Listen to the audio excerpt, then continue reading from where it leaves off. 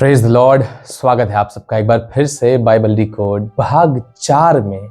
आज हम बात करेंगे प्रार्थना और प्रार्थना के फायदे हमारे जीवन में। प्रार्थना क्यों जरूरी है हमारे जीवन में, आइए आज उस पर हम चर्चा करेंगे। प्रभु यीशु मसीह ने हमें सिखाया है कि हमें किस प्रकार से प्रार्थना करनी चाहिए, और हम सबको वो प्रार्थना आती जिसे हम लॉर्ड्स प्रेयर के नाम से जानते हैं। अक्सर हम चर्च में, अपने घरों में जब प्रार्थना अंत होती है तो उसके बाद हम एक साथ बैठकर पूरा परिवार या अकेले भी जब हम प्रार्थना करते हैं तो हम परमेश्वर की उस प्रार्थना को जरूर करते हैं जो कि हम लॉर्ड्स प्रेयर नाम से जानते हैं। लेकिन बहुत बार क्या होता है, मैंने अपने जीवन में इस बात को देखा है, लोग शायद इस बात को कंपटीशन में लेते हैं जल्दी जल्दी इस बात को प्रार्थना करना कि मेरा साथी जो है वो प्रार्थना कर रहा है, वो थोड़ा फास्ट हो गया है, मैं भी उसके साथ जल्दी से बोलूं। कितना मीन करते हैं हम उस प्रार्थना को। उस प्रार्थना की इंपॉर्टेंस आप जानते हैं। प्रभु यीशु मसीह हमसे जो बताना चाहता है उस प्रार्थना के द्वारा, वो ये सिखाना चाह रहा है कि हम कैसे दूसरों के पापों को क्षमा करके, उनके अपराधों को क्षमा करके, अपने मन में कोई कड़वाहट न रखकर, जो उनने हमारे प्रति बुरा किया है उसे माफ करके हम अपने ऊपर से भी तमाम प्रकार के अपराधों को हटा सकते हैं। क्योंकि पिता कहता है, उसका वचन कहता है कि जब हम दूसरों के अपराध क्षमा करेंगे तो हमारे अपराध भी क्षमा किए जाएंगे।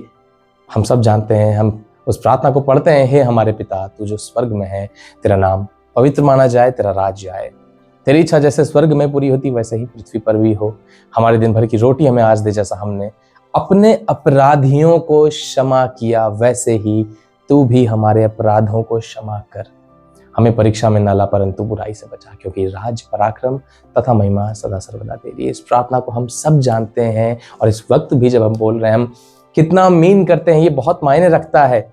और खासकर ये वाली बात जो एक आज्ञा के रूप में है कि तुम दूसरों के अपराधों को क्षमा करो। जब तुम दूसरों को क्षमा करोगे तो तुम्हारा पिता जो स्वर्ग में वो तुम्हारे अपराध क्षमा करेगा। जानते हैं, इस वचन के द्वारा, इस शुभ संदेश के द्वारा मैं आपको आशीष देना चाहता हूं।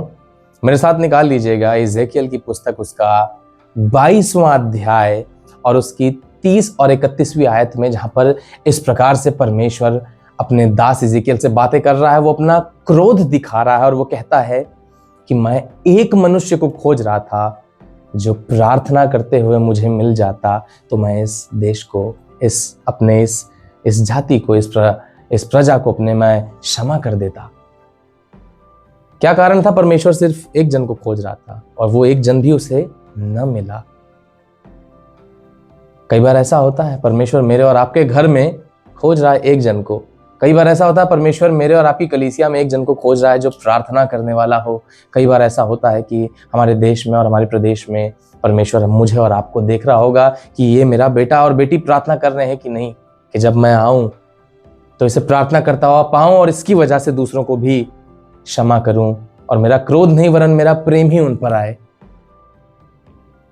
क्या मैं और आप तैयार हैं इस बात के लिए कि मैं और आप वो जन होंगे जो अपने घर के, अपनी कलीसिया के और अपने देश के कल्याण का कारण ठहरे परमेश्वर के सामने?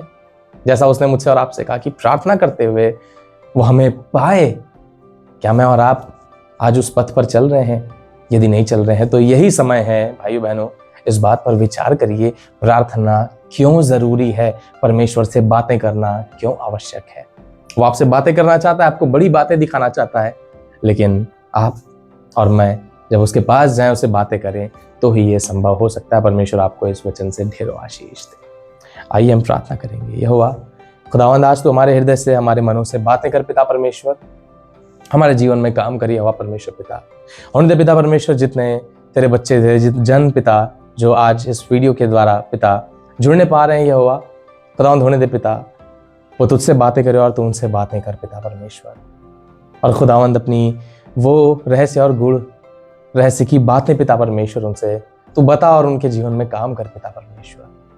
खुदावंद हमारी सहायता कर, अगुवाई कर, प्रभु यीशु मसीह के नाम में मांगते हैं, आमीन।